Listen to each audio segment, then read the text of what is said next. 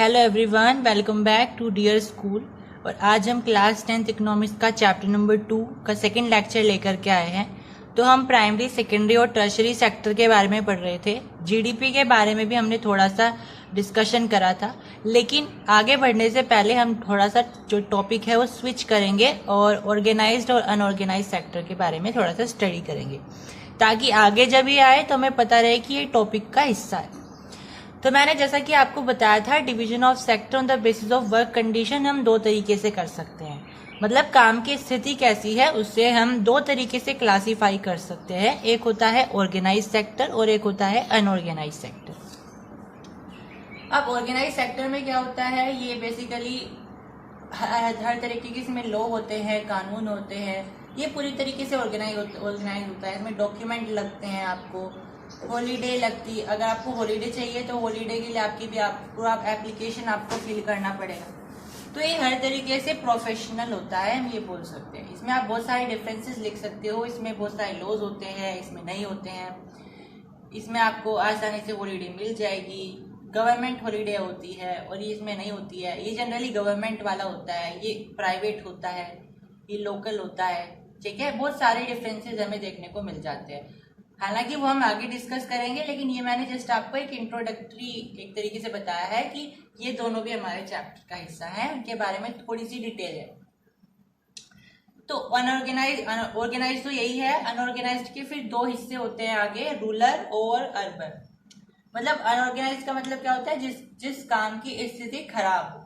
अब वो गांव में भी हो सकती है और शहरी इलाके में भी हो सकती है, अर्बन में भी हो सकती है, रूरल में भी हो सकती है। अब रूरल में इसके एग्जाम्पल क्या है, landless farmer and marginal farmer. Landless farmer मतलब जो किसान जिनके पास जमीन नहीं होती है, ठीक है, जो मजदूरी करते हैं। मार्जिनल फार्मर जो कि मजदूरी वगैरह करते हैं। लैंडलेस फार्मर जिनके पास जमीन नहीं होती, लगभग सेम ही होते हैं। तो इसको हम कैसे बचा सकते हैं, मतलब इस कंडीशन को हम कैसे खत्म कर सकते हैं कि अनऑर्गेनाइज सेक्टर रूरल सेक्टर में कम हो जाए।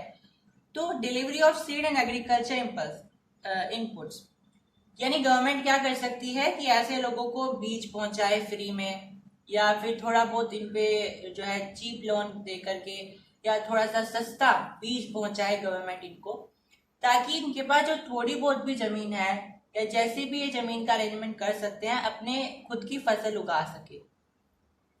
ठीक है, या एग्रीकल्चर इनपुट को भी है जो गवर्नमेंट है उनको डिलीवर कर सकती है। इस तरीके से इसको प्रोटेक्ट किया जा सकता है।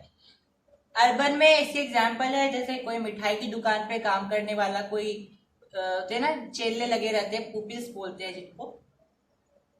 तो उनके जो काम होता है वो क्या होता है, अपने जो उनका लाला होता है उसके अंडर में वो काम करते हैं। अब उनकी मर्जी नहीं है कि वो जब चाहे छुट्टी ले लेंगे। अगर दिवाली आई है तो उनका काम और बढ़ जाएगा, दिवाली पे और मिठाइयां बिकेंगी।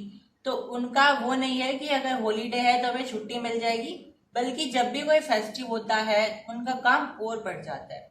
तो उन्हें उनकी हाथ में नहीं होता कि उन्हें छुट्टी लेनी है नहीं लेनी है, सब किसके हाथ में होता है, उस दुकान के मालिक के। तो ये अनऑर्गेनाइज्ड में आता है।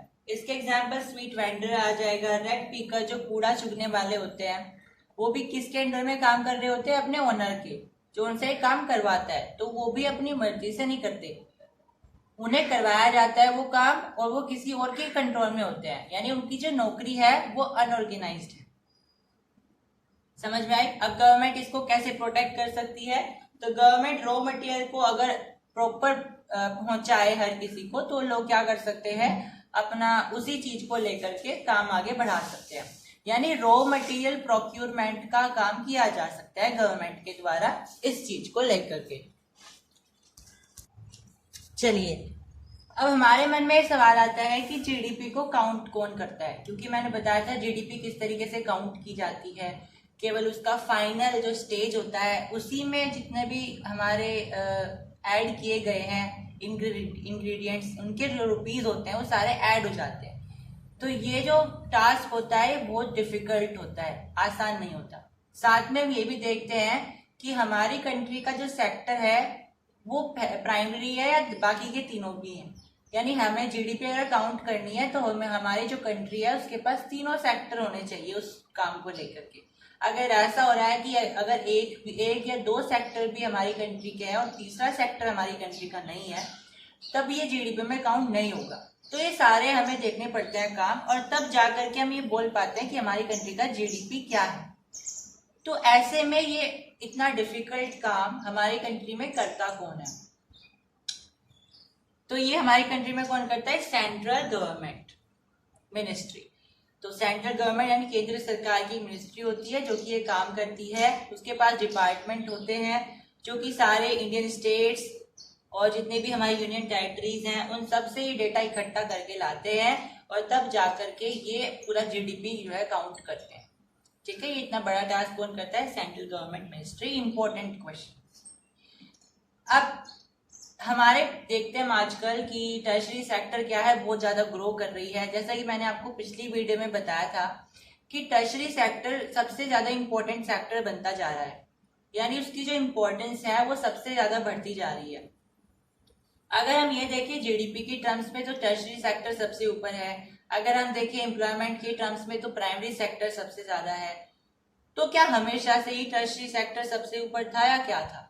तो शुरू में हिस्टोरिकली अगर हम बात करें, शुरू के समय में प्राइमरी सेक्टर सबसे ज्यादा होता था, क्योंकि उस समय लोग ज्यादा पढ़े लिखे नहीं होते थे और ज्यादातर लोग क्या करते थे? खेती करना पसंद करते थे। तो ज्यादातर लोग किस में इन्वॉल्व थे? प्राइमरी सेक्टर में इन्वॉल्व थे। फिर धीरे धीरे क्या हुआ, खेती में अगर उन्हें नुकसान होने लगा या खेती में जो भी हुआ, उन्होंने क्या किया? शिफ्ट लेना शुरू किया सेकेंडरी सेक्टर में।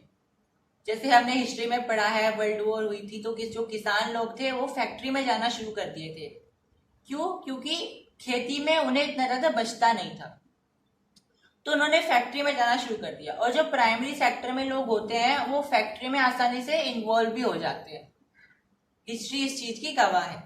तो उन्होंने क्या किया, जो प्राइमरी सेक्टर में इतने सारे लोग इन्वॉल्व थे वो सारे के सारे सेकेंडरी सेक्टर में आ गए। फिर धीरे धीरे जैसे जैसे टर्शरी सेक्टर की इंपॉर्टेंस बढ़ने लगी और टर्शरी सेक्टर में जॉब अपॉर्चुनिटीज बढ़ने लगी, वही लोग, बहुत सारे लोग उनमें से टर्शरी सेक्टर में चले गए। इस तरीके से ये शिफ्ट होता होता टर्शरी सेक्टर में सबसे ज्यादा आ गया। लेकिन अभी भी ऐसा नहीं है सारे लोग टर्शरी में आ गए हैं, लोग अभी भी प्राइमरी सेक्टर में ही ज्यादा है। हालांकि जीडीपी किसमें होती है ज्यादा? टर्शरी सेक्टर में होती है। अब इस चीज के कारण क्या है, ये टर्शरी सेक्टर इतना ग्रो क्यों हो रहा है? तो पहला कारण है कि जितने भी हमारे इंपॉर्टेंट इंस्टीट्यूशन होते हैं जो हमारे सोसाइटी में होते हैं, जैसे हॉस्पिटल हो गए या फिर स्कूल्स हो गए, म्युनिसिपल कॉरपोरेशन हो गए, ये सारे कौन संभालता है? ये टर्शरी सेक्टर के लोग संभालते हैं, मतलब जो सर्विस प्रोवाइड करवा रहे हैं, है ना। और अगर ये चीजें नहीं होंगी तो हमारा भविष्य कैसे चलेगा? स्कूल्स नहीं होंगे तो क्या एजुकेशन हम अवेलेबल करा सकते हैं? नहीं करा सकते। हॉस्पिटल्स, क्या हम दवाई वगैरह कैसे लेंगे? अगर हम बीमार हो गए तो कहाँ जाएंगे? तो ये जो चीजें होती है ये बहुत जरूरी होती है, और ये किसके हाथ में होती है? टर्शरी सेक्टर के हाथ में होती है, मतलब उसके अंडर में आती है। तो ये टर्शरी सेक्टर का हिस्सा होती है। और जैसे जैसे समय बढ़ता जा रहा है इन चीजों की इंपॉर्टेंस बढ़ती जा रही है, और क्योंकि ये चीजें ग्रो हो रही है तो टर्शरी सेक्टर ग्रो हो रहा है। नेक्स्ट, ट्रांसपोर्ट, ट्रेड, ये सब, यही जैसे जैसे प्राइमरी सेक्टर बढ़ेगा, सेकेंडरी सेक्टर बढ़ेगा, तो उन्हें ट्रांसपोर्ट की जरूरत पड़ेगी। तो ये दोनों सेक्टर क्या कर रहे हैं? ट्रांसपोर्ट सेक्टर यानी कि टर्शरी सेक्टर को जो है और ज्यादा बढ़ा रहे हैं। जैसा कि मैंने आपको पहली वीडियो में बताया था कि ये तीनों सेक्टर एक दूसरे से कनेक्टेड होते हैं। मैंने शुगर का एग्जाम्पल दिया था कि कैसे शुगर केन को काटते हैं, हम सेकेंडरी में लाते हैं, फिर उसको बेचने के लिए हम मील से उसको जगह जगह लेकर के जाते हैं। तो आखिर में जाकर के हमें किसकी जरूरत पड़ गई? आखिर में हमें टर्शरी सेक्टर की जरूरत पड़ गई। तो ट्रांसपोर्ट और ट्रेड का एम है। अब rise in IT sector, very important. IT sector मतलब इंफॉर्मेशन टेक्नोलॉजी का जो सेक्टर है वो लगातार बढ़ रहा है। कंप्यूटर, इंफॉर्मेशन, इंटरनेट, ये सब जो चीजें हैं ये आईटी, ये टर्शरी में आती है। और ये आज के समय में बताने की जरूरत नहीं है कितना ज्यादा इन्फ्लुएंस हो रहा है, कितना ज्यादा बढ़ रहा है ना। आज के समय में हम बिना कंप्यूटर के, बिना आईटी के इमेजिन नहीं कर सकते हैं आज की दुनिया। तो ये जो सेक्टर है ये भी आईटी सेक्टर जो है टर्शरी सेक्टर का हिस्सा माना जाता है। तो क्योंकि ये ग्रो कर रहा है तो टर्शरी सेक्टर ग्रो हो रहा है, और ये बहुत सारी जॉब अपॉर्चुनिटीज भी लेकर के आता है। साथ में टूरिज्म हो गया, क्राफ्ट इंडस्ट्री हो गई, स्मॉल स्केल इंडस्ट्रीज हो गई, ये जो सारी की सारी सर्विस प्रोवाइडिंग इंडस्ट्रीज होती है, ये भी हमारी टर्शरी सेक्टर के अंडर में आती है और ये लगातार ग्रो हो रही है। ठीक है, एडवेंचर वाली इंडस्ट्रीज होती है, पहाड़ों पे एडवेंचर करना, राफ्टिंग वगैरह वगैरह करना, ये भी हमारा टर्शरी सेक्टर में आता है। Next, national sample survey organisation NSSO is the organization under the Ministry of Statistics, Planning and Program Implementation of by Government of India। इसका मतलब क्या है? NSSO एक ऑर्गेनाइजेशन है जिसकी फुल फॉर्म क्या है? National sample survey organisation. मतलब एक तरीके की ये ऑर्गेनाइजेशन है जो कि सर्वे करती है, जो भी गवर्नमेंट को रिजल्ट चाहिए, स्टैटिस्टिक्स चाहिए जिस भी चीज का, उस चीज के लिए सर्वे करती है। मिनिस्ट्री ऑफ स्टैटिक्स के लिए, प्लानिंग के लिए, प्रोग्राम इम्प्लीमेंटेशन के लिए, इन चीजों के लिए। अब नेक्स्ट पॉइंट है, in India about 60% of the population belongs to age 5 to 29। यानी भारत में लगभग 60% जो पॉपुलेशन है वो 5 साल से 29 साल के बीच के लोगों की है, और इनमें से भी केवल 52% ही इसे स्कूल को अटेंड कर पाते हैं। मतलब हमारे इंडिया में बहुत लो एजुकेशन है, हमें इसमें और ज्यादा इम्प्रूवमेंट करना चाहिए। अब नीति आयोग, जो पुराना नाम था प्लानिंग कमीशन का, जी हाँ, प्लानिंग कमीशन का पुराना नाम नीति आयोग था। अब इसने क्या किया, एक स्टडी कंडक्ट करी और इसने बताया कि लगभग 20 लाख जॉब, 20 लाख नौकरियां कंडक्ट या क्रिएट की जा सकती है एजुकेशन सेक्टर में। यानी केवल एजुकेशन सेक्टर के अंदर में ही 20 लाख नौकरी, 20 लाख जॉब्स, 20 लाख जॉब्स को क्रिएट किया जा सकता है। इसी तरीके की एक और स्टडी की गई नीति आयोग के द्वारा और उन्होंने बताया कि लगभग 35 लाख नौकरी हम टूरिज्म सेक्टर में निकाल सकते हैं।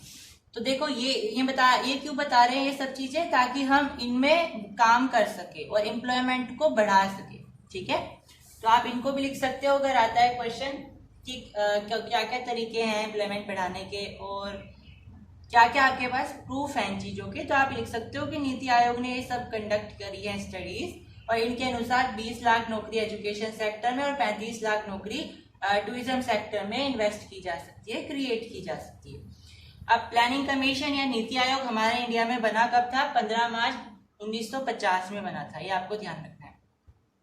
नेक्स्ट, वेरी इंपॉर्टेंट, मनरेगा के बारे में आपको पता होना चाहिए। MGNREGA है, the central government in India make a law implementing right to work in about 625 districts. Bharat की जो गवर्नमेंट थी, सेंट्रल गवर्नमेंट, केंद्रीय सरकार, उन्होंने क्या निश्चय किया कि हम भारत में 625 जिलों में राइट टू वर्क को लेकर के कानून बनाएंगे। राइट टू वर्क मतलब सभी को काम करने का अधिकार है, मतलब कोई भी बेरोजगार ना रहे, सभी को काम करने का अधिकार है। इस वाक्य को लेकर के उन्होंने ये सब चीजें कही। ये बेसिकली एक फंडामेंटल राइट होता है जो कि हमारे संविधान में लिखा हुआ है। तो उन्होंने इस चीज को लेकर के ये कानून बनाया था और ये 625 जिलों में बनाया गया था इंडिया के। इसकी फुल फॉर्म क्या होती है? Mahatma Gandhi national rural employment guarantee act 2005 में ये लॉन्च हुआ था। इसका एम क्या था, मकसद क्या था? रूरल इंडिया में सबसे पहले तो नौकरियां जो है अवेलेबल करवाना, क्योंकि रूरल इंडिया में मेनली जो है प्राइमरी सेक्टर पर निर्भर होते हैं लोग। तो उनका मकसद था कि वहां पे जॉब अपॉर्चुनिटी लेकर के आना और जॉब डाइवर्सिटी लेकर के आना, क्योंकि ज्यादातर तो प्राइमरी सेक्टर पे ही है। तो वो चाहते थे कि यहाँ पे डाइवर्सिटी आए नौकरियों की। दूसरा, वहां पे जो लोग जो काम करना चाहते हैं उन वहां पे नौकरी उनको मिल जाए। जो लोग काम करना चाहते हैं उनको काम मिले, ताकि पोटेंशियल बेकार ना हो ह्यूमन रिसोर्स का। नेक्स्ट, अगर गवर्नमेंट फेल हो जाती है उसे देने में, काम देने में, तो गवर्नमेंट पैसे फिर भी देगी। मतलब रजिस्ट्रेशन जब करा लेगी और रजिस्ट्रेशन कराने के बाद भी अगर गवर्नमेंट फेल हो जाती है वर्क देने में, किसी रजिस्ट्रेशन करा लिया है, तो गवर्नमेंट उसको फिर भी पैसे देगी, वेजेस देगी। अब इसमें एक कॉन्सेप्ट आता है जॉब कार्ड्स का, जो कि रजिस्ट्रेशन के लिए लगता है। जो गांव में ग्राम सभाएं होती है, ये सब लोगों को जिसको भी रजिस्ट्रेशन करवाना है मनरेगा में, उनको जॉब कार्ड देती है। और जॉब कार्ड एक तरीके से रजिस्ट्रेशन का एक फॉर्म होता है, ठीक है, जो इशू होता है फिर वहां पे जाकर के, और फिर उनको नौकरियां मिल जाती है। तो आज की वीडियो में इतना ही। आगे इस चैप्टर को नेक्स्ट लेक्चर में हम फिनिश करेंगे। So subscribe dear school and like the session.